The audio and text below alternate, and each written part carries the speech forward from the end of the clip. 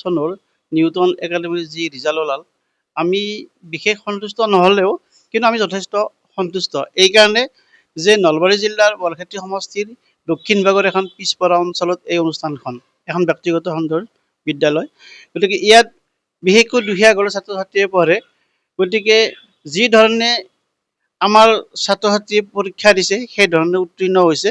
গতিকে ইয়াতে আমাৰ 91 জন ছাত্ৰ ছাত্ৰীয়ে পৰীক্ষা দিছিলে আৰু 91 জনে উত্তীৰ্ণ হৈছে ইয়াৰে আমাৰ 4 জনে ডিষ্টিংশ্যন পাইছে আৰু আমাৰ ষ্টাৰ মাৰ্ক পাইছে 15 জনে আৰু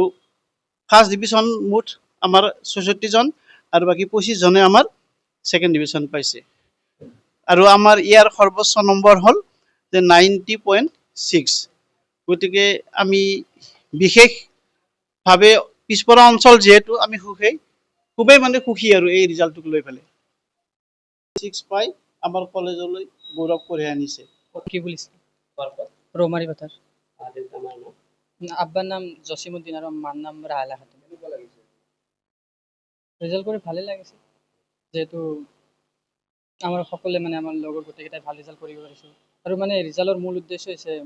যাতে আমি দেশৰ ভৱিষ্যত কিবা এটা কৰিব পাৰোঁ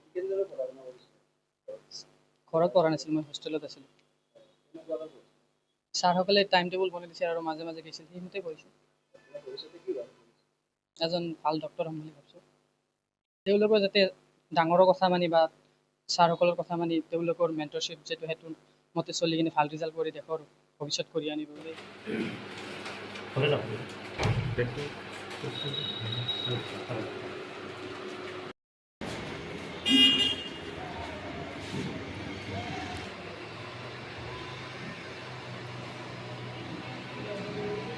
নালাগে ইয়াতে দিব